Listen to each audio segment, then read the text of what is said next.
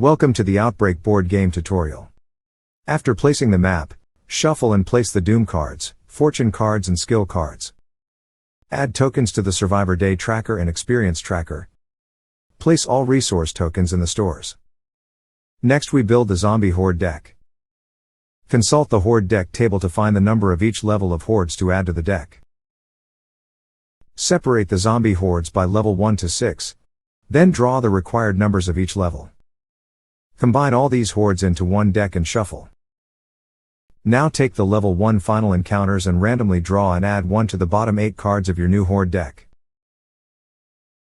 Place the horde deck on the map in the horde deck space. Find the main base from the survivor settlements. The main base can be placed anywhere within the blue border on the map. It's time to build the survivor city. Consult the survivor settlements table for the number of survivors and settlements to play with. Randomly draw the required number of settlements. First we must surround the main base. After this, settlements may be placed anywhere within the red border as long as they have 2 sides of contact with another settlement. Pick your survivors. Add 2 favored resource tokens and starting fortune cards. Place all survivors and a helpless token on the main base. Drawing from the horde deck, surround the survivor city completely. The opening phase. Reveal Doom. If we had Doom on the drawn Doom tracker, it would now be revealed, but as this is the first day, there are none to reveal. Move Day token. The day tracker is moved to day 1. Reveal hordes. Survivors must reveal 1 horde for each survivor in play. Simply turn over a horde and add a zombie meeple to its starting movement track. Move Settlers and Helpless. Settlers and Helpless can be moved 1 settlement in the opening phase. Survivors must protect the helpless at all costs. If they are overrun, the game is over. Replenish hordes. If there were any empty spaces around the city, these would now be filled with new hordes drawn from the horde deck. Survivor phase. Survivors can take their turns in any order and can perform each of the following actions once. Move. Develop. Trade. Attack, or request settlement aid, or search. The Sentinel goes first. They move up to their movement value. Then using their survivor profession skill, they place a free garrison. Next they make an attack. Rolling 3 resource dice, they attempt to match the resources of the horde's resistance. A defeated horde is removed and placed on the horde discard deck. The survivors then get experience equal to the level of the horde they defeated. Next the soldier moves and declares an attack. Rolled results may be applied to any adjacent hordes. The soldier's profession allows them to attack twice, but both attacks are unsuccessful. The soldier decides to play a fortune card. Fortune cards can be played at any time. Airstrike, they make an attack. Skulls rolled are wild and can represent any resource. The horde is defeated and players gain 2 experience. Because of this defeated horde's fallout effect, players must add a Doom card to the drawn Doom tracker. The commando moves and makes an attack. Their profession allows them to roll 1 extra resource die and attack. Rolling 4 dice they fail to defeat any adjacent hordes, but they can add carried resource tokens from any survivor on the same settlement. With the added resources, they defeat the level 4 horde and gain 4 experience. Using their develop action, the commando decides to buy their first skill at a cost of 6 experience. At the workshop, survivors can learn strength-based skills.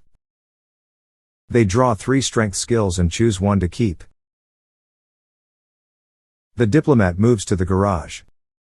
Using their develop action, they spend 1 experience to build a bulwark. Next they request settlement aid and collect 2 gasoline resource tokens.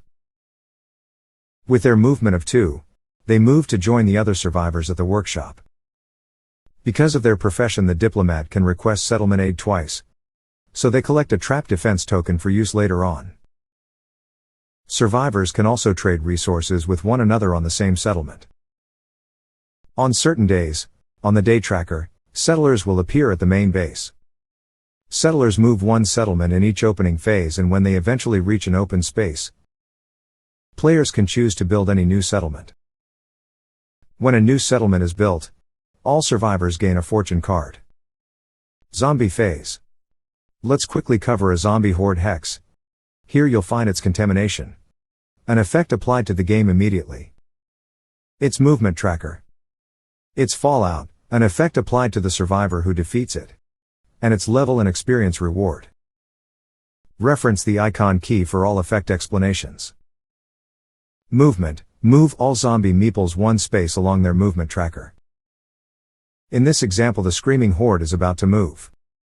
They will overrun a settlement on their way towards the main base. The players have two choices.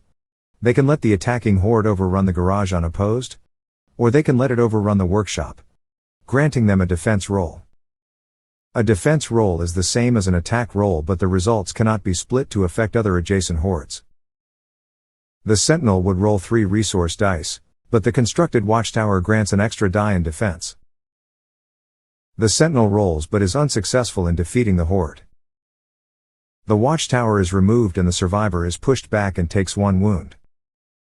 When a settlement is overrun, players must add a doom card to the drawn doom tracker. In the following round, the doom card will be revealed and the survivors must suffer its consequences. So, zombies move 1 space along their movement tracker every round, moving towards the main base. If a horde overruns the main base, players can no longer spend experience. Eventually a final encounter will be revealed. If the final encounter reaches the main base, it's game over. The survivors have lost. Only when the final encounter is destroyed and all hordes that remain in play are defeated has the game been won. That's the basics of Outbreak. You can find this information on your survivor card round summary. Outbreak is a hard game. It requires cooperation, careful planning and a little bit of luck.